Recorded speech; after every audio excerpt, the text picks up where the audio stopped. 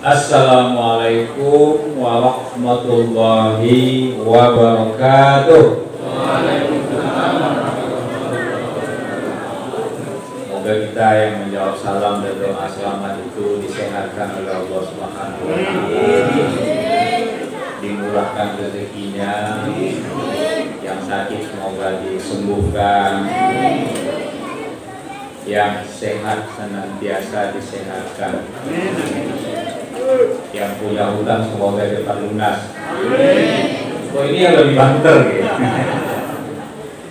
Alhamdulillah rabbil alamin. Wassalatu wassalamu ala asyrafil anbiya'i wal mursalin sayyidina wa maulana Muhammadin wa ala alihi wa ashabihi ajma'in. Rabbi shrah li sadri wa yassir li amri wa hlul 'uqdatam min lisani yafqahu qawli. Amma ba'd. Puji syukur kita haturkan kehadirat Allah Subhanahu wa Ta'ala atas limpahan rahmat dan karunia-Nya kepada kita semua. Alhamdulillah, pada pagi yang diiringi oleh rintik hujan tidak mengurangi semangat Bapak Ibu untuk hadir ke Masjid Nur Rahman ini. Semoga kehadiran kita ini mendapatkan pahala, mendapatkan manfaat, dan mendapatkan ridho dari Allah Subhanahu wa Ta'ala.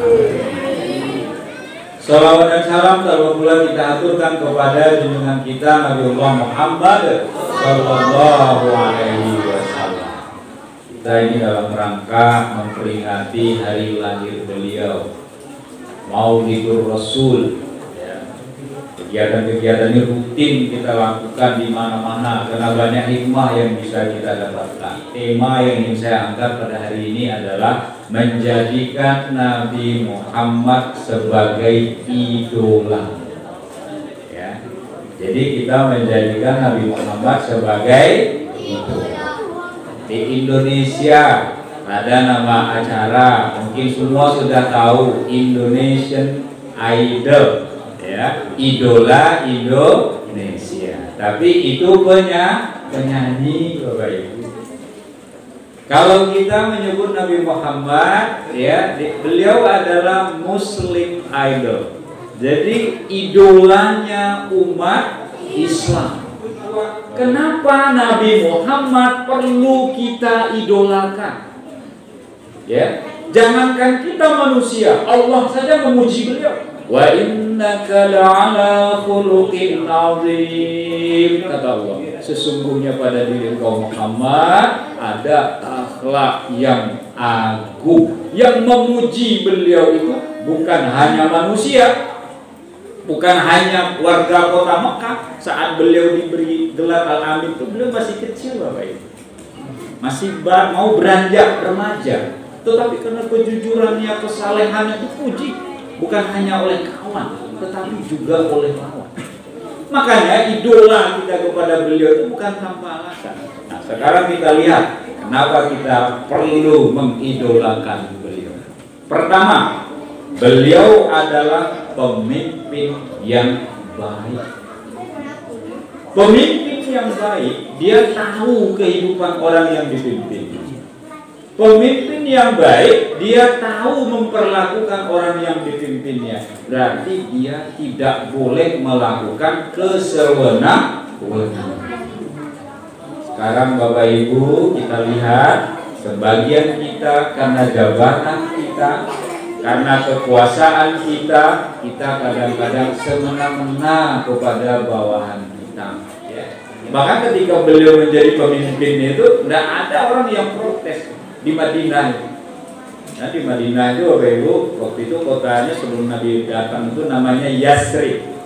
Nabi yang menggantikan namanya Madinah. Madinah itu artinya juga kota. Al-Madinatul Munawwarah artinya adalah Madinah yang penuh cahaya. Cahaya Islam, syiar Islam. Itu menerima Islam dengan baik. Mereka adalah kaum Ansor, kaum penolong. Nabi Muhammad adalah muhajirin, orang yang hijrah. diterima dengan baik. Justru Islam itu tersebar dengan luas, bukan dari kampung halaman beliau Mekah, tetapi di kampung lain, di negeri lain yang namanya Yathrib atau Madinah. Yang kedua, kalau kita ingin mengidolakan Nabi Muhammad, karena Nabi Muhammad itu adalah seorang pedagang yang jujur. Makanya beliau ketika menikah dengan Siti Khadijah, sebelumnya beliau itu adalah pedagang. Pedagangnya nggak kayak orang-orang jual di pasar seperti kita kecil-kecilan gitu, enggak Bu. Bapak, Khadijah itu adalah saudagar kaya raya. Khadijah binti Khuwailid, seorang saudagar kaya raya. Harta benda yang dia jual itu, yang dia jual perdagangannya nggak hanya di kota Mekah, tapi sampai ke negeri Syam. Jauh ya, negeri Syam itu Syria sekarang Bapak Ibu. Ya, jauh perjalanannya. Kadang ke Habsyah, ya, jauh perjalanannya. Dan yang dibawa ke sana itu bukan dagang biasa, tapi ekspedisi dagang. Jadi banyak kendaraannya berupa onta, berpuluh-puluh onta diceritakan, kuda untuk membawa harta perniagaan. Banyak macam-macam. Tapi sejarah menyetak bahwa yang dijual itu mulai dari parfum, minyak wangi, sampai dengan karpet, sampai dengan emas perhiasan, ya, yang dipakai oleh orang saat itu. Tapi tahu nggak Bapak Ibu, Rasulullah tidak pernah mengambil sepeser pun, menilep sepeser pun. Padahal saat itu beliau belum menjadi suami dari Khadijah. Jadi Khadijah belum menjadi istri beliau. Jujur sekali beliau. Sekarang Bapak Ibu, coba kita lihat dalam kehidupan kita. Orang menjual daging ayam di pasar, dicampur daging ayam yang baru disembelih dengan daging tiren. Tahu tiren? Apa Dik? Tiren. Bagus, bagus. Ini udah pintar anak-anak kita ini. T-Rex itu ya. T-Rex itu salah satu jenis dinosaurus. Tiren itu singkatan mati kemari. Jadi ayam udah mati, tidak disembelih Bapak Ibu. Tiren. Lalu gimana caranya? Pintar Bapak Ibu. Ayam yang mati itu ayam bangkai namanya. Itu dilumuri kunyit Bapak Ibu. Jadi nggak kelihatan ya. Biasanya kalau bangkai itu kan biru ya, kehitam-hitaman, dikunyitin lalu digoreng. Orang nggak tahu. Ini pedagang sekarang, bangkai dijual, gimana nggak dapat untung?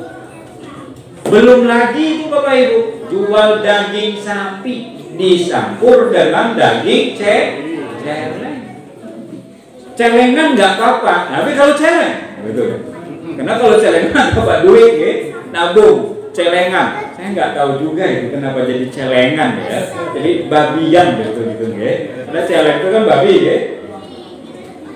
Dicampur sama daging sapi, kita nggak tahu. Ibu yang belanja karena nggak tahu. Insya Allah mudah-mudahan di Jogja jangan sampai ada. Tapi di Jogja sempat terjadi tuh bakso daging babi. Nauzubillah ini. Nah, itu daerah Polda dulu, Polda Selatan. Itu nauzubillah. Jadi jangan sampai. Nabi mengajarkan bagaimana kejujuran. Selesai di situ belum. Pedagang itu kadang-kadang memberatkan timbang. Tidak usah jauh-jauh Bapak Ibu. Ibu beli jeruk, timbang di pasar. Kadang-kadang pedagangnya nggak ada, bukan orang Jamaah Nur Rahman, bukan. Pedagang tempat Lio, tempat lain. Ya. 1 kilo sampai di rumah kita punya timbangan sendiri, jajal ditimbang, beda. Yang ketiga, kita mengidolakan Kanjeng Nabi itu karena beliau itu adalah orang yang sabar.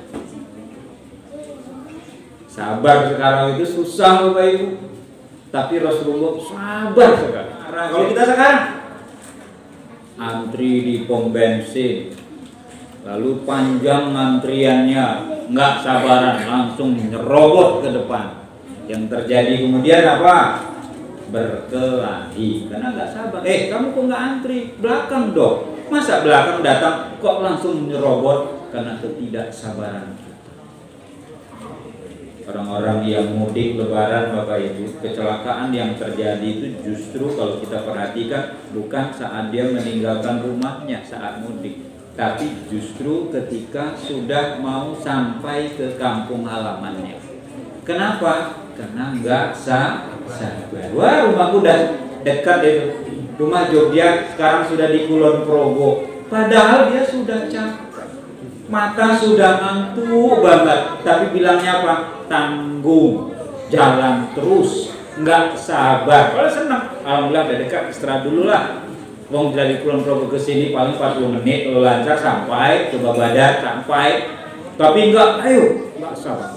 Udah semangatnya itu mengalahkannya, kesabarannya hilang. Akhirnya mengendara dalam keadaan ngantuk, badan sudah payah, kecelakaan. Makanya pemudiker ya, orang yang mudik itu apa Ibu?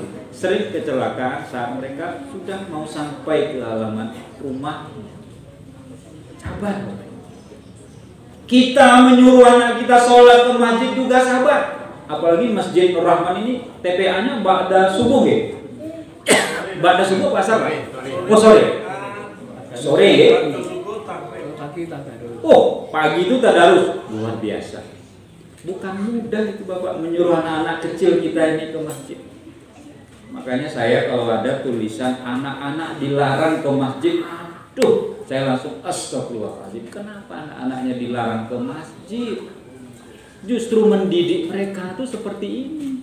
Dibiasakan mereka ke masjid. Oh gini Pak, larangannya karena anak-anak tuh lari-lari di masjid. Pak, anak-anak lari-lari, ngobrol, guyu-guyu, gojek dengan teman itu biasa, nggak apa-apa. Tapi coba usia Bapak ini gojek-gojekan, pukul-pukulan, cubit-cubitan, malah nggak lucu. Tapi waku. Tapi kalau anak-anak gini, itu kan ada yang madhab sana, tuh nggak apa-apa. Ya, ada yang guyu-guyu tuh nggak apa-apa. Lebih baik mereka guyu-guyu di masjid, lari-lari di masjid daripada mereka lari-lari keluyuran di sepanjang jalan, main video game. Benar nggak? Jadi Bapak Ibu mendidik anak dari kecil, sabar kita bisa. Kalau udah gede susah. Membentuknya itu karakter itu susah. Maka ketika kita mendidik anak, idolakan Nabi Muhammad. Beliau dalam kehidupannya, dalam mendidik anaknya, dalam menghadapi umatnya, semuanya dilakukan dengan sabar. Makanya dalam Al-Quran kita dibuat itu harapan besar. Fasbir innallaha ma'as-sabirin. Sabarlah kalian, sesungguhnya Allah beserta orang-orang yang sabar. Jadi kalau kita ada cobaan, sabar. Kalau kita dinyek orang, sabar.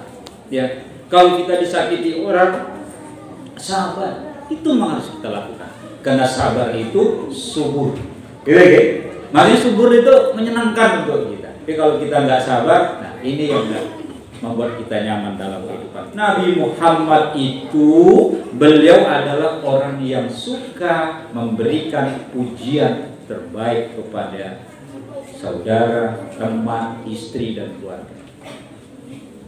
Pujian terbaik beliau ketika memanggil istrinya Aisyah radhiyallahu anha, apa sebutannya beliau? Umayroh. Nah itu pakai nama tuh bagus itu.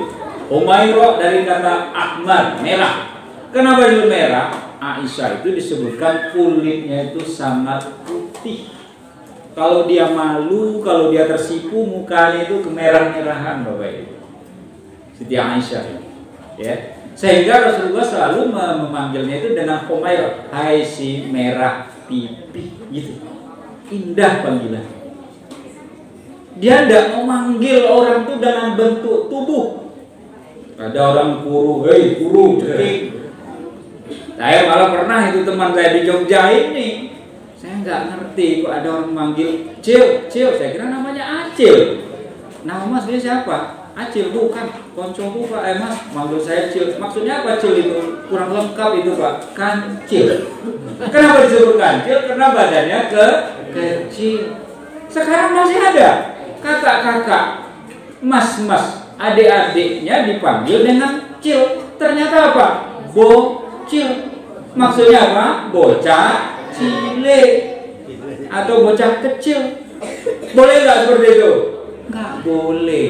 Kita ini begitu lahir, berapa hari kemudian, berapa minggu, berapa bulan, dilangsungkan yang namanya akikoh. Akikoh itu sekaligus memberi nama. Nama itulah yang akan dipanggil. Dan nama adalah doa. Kalau orang tua saya beri nama saya Muhammad, itu karena beliau ingin saya seperti Nabi Muhammad, di belakangnya Taufik. Tidak mungkin nama saya Muhammad SAW gitu kan. Kenapa orang-orang tua kita menyebut nama-nama anaknya dengan nama Allah? Bagus Bapak Ibu. Abdul Rahman, masjid kita kan Rahman. Ya, Nur Rahman kan, ambil Rahmannya. Abdul, tidak boleh nama kita sebaiknya menyambungkan nama Allah. Rahman itu nama Allah, tapi dibuat Abdul Rahman. Abdul artinya hamba, hambanya Allah yang pengasih. Begitu bagusnya orang tua kita dulu memberi kita nama. Ada lagi Abdul Khaliq. Khaliq itu nama Allah dalam Asmaul Husna, artinya sang pencipta. Makanya nama kita bukan Khaliq, tetapi Abdul Khaliq, hamba sang pencipta. Banyak. Latif itu sifat Allah juga, nama Allah Latifun, lemah lembut. Lalu namanya diberi Abdul Latif, hamba Allah yang maha lembut. Jadi nama itu doa. Nabi Muhammad memanggil istrinya dengan panggilan sayang, apa itu Umairah bintu Aisyah, dan memanggil istrinya Khadijah dengan sebutan bukan Siti Khadijah, bukan Sayyidah Khadijah, istriku, bukan. Dia menyebut dengan Ummul Mukminin, ibunya orang mukmin. Jadi beliau mengangkat harkat Khadijah itu, kalau sekarang ya istilahnya untuk istri presiden itu namanya apa? Ibu negara. Begitu. Ini ndak mentang-mentang bojone lemu, manggilnya ayo Dut cepat toh ya. Karena lo mesti harus mulai pengawasan ini. Bojone hitam, lalu hitam nih kalau dandan kok suweman, enggak usah didempul toh. Ayo makan, beda. Jauhkan yang seperti itu Bapak-bapak ya. Begitu juga ibu-ibu ke bapak. Pak, si tukang udut cepat kok, udah udut gitu. Panggil nama bapak, panggillah nama-nama yang menyayangi, yang menyenangkan. Apa panggil namanya itu? Sayang, berangkat sayang, itu kan bagus. Udah tua Pak, nggak perlu malu. Saya berikan contoh.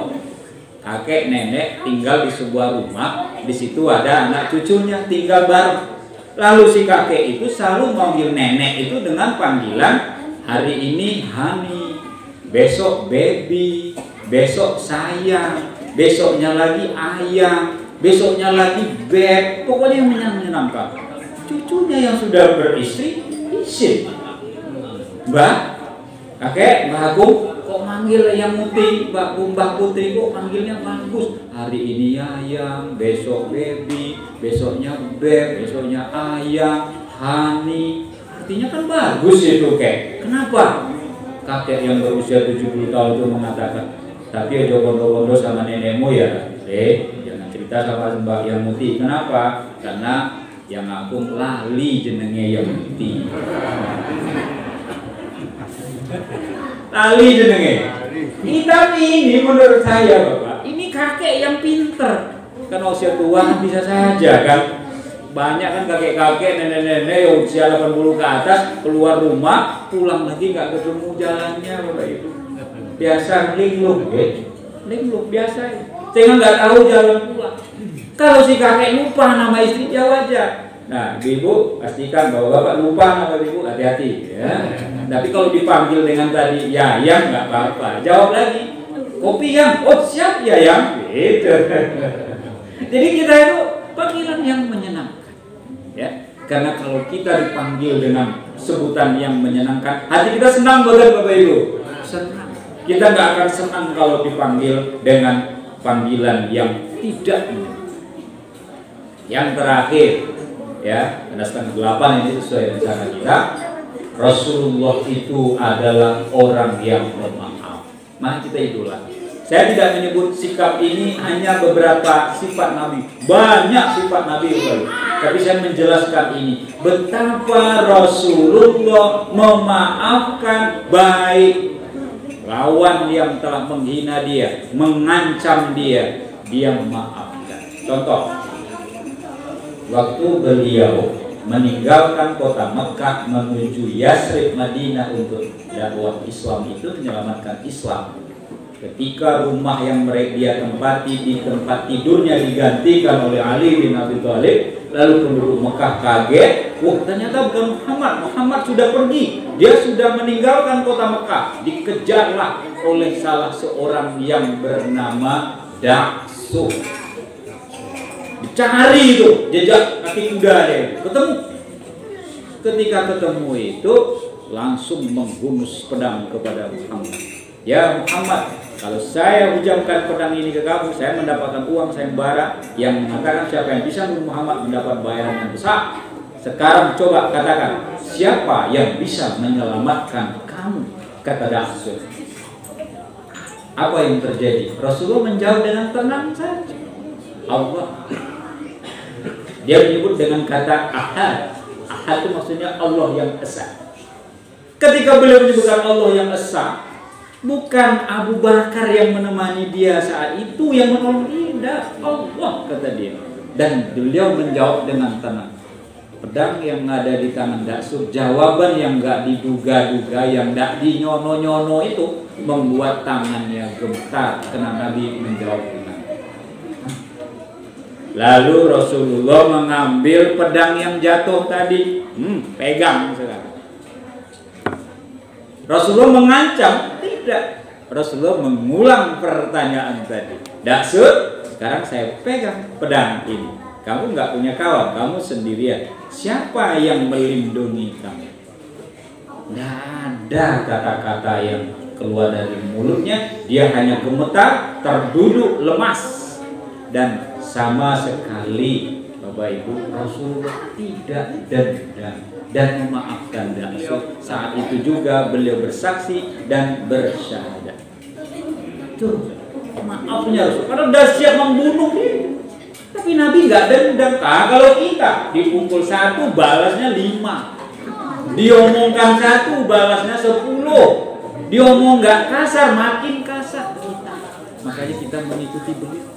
Maka pelajarannya Bapak Ibu, kalau kita punya salah sama orang atau siapapun, jangan menunggu lebaran. Kamu dengan saya musuhan ya, besok pas lebaran kita baru maaf-maafan. Jangan, nek sampai lebaran. Kalau enggak, siapa yang tahu? Sehingga kalau kita merasa bersalah, suami ke istri, istri ke suami, kalau ada rasanya kata-kata kita yang kurang pas, ucapan kita yang menyakiti, perbuatan kita yang menyakiti, segeralah kita saling memaafkan. Kenapa? Idola kita Kanjeng Nabi memperlakukan musuh-musuhnya, orang yang memusuhi beliau tidak punya rasa dendam sedikit pun. Maka marilah kita menjadi orang yang pemaaf. Allahumma amin. Ayo kita tutup dengan sholawat. Sallallahu ala Muhammad. Sallallahu alaihi wasallam.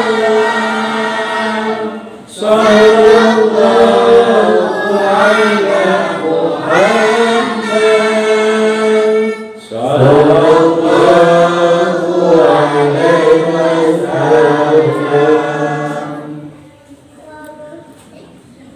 Bapak Ibu yang saya hormati, mungkin itu yang dapat saya sampaikan pada kesempatan ini.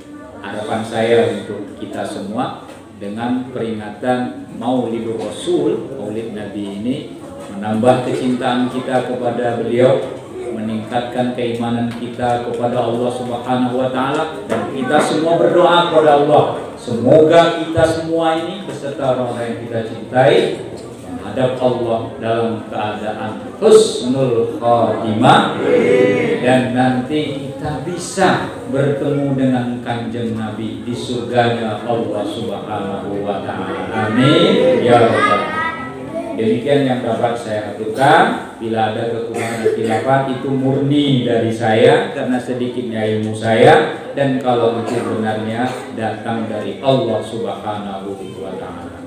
Wassalamualaikum warahmatullahi wabarakatuh.